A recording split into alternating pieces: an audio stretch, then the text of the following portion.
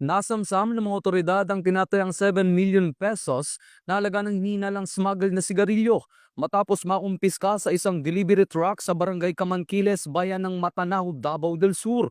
Ayon kay Regional Director ng Police Regional Office 11, Police Brigadier General Leon Victor Rosete, napansin ng mga tauhan ng Regional Special Operation Group 11 ang isang bukas at walang taong Isuzu six-wheeler wing van na nakaparada sa gilid ng kalsada habang sila'y pauwi mula sa isang operasyon. Sa inspeksyon, nadiskubre ang 140 master cases ng iba't ibang brand ng sigarilyo na itinago sa ilalim ng mga nyog. Lumabas din ang mga sigarilyo ay walang kinakailangang graphic health warnings.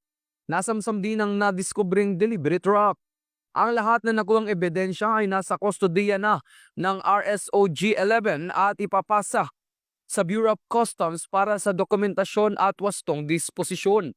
Patuloy ang investigasyon upang matukoy ang mga responsable sa krimen.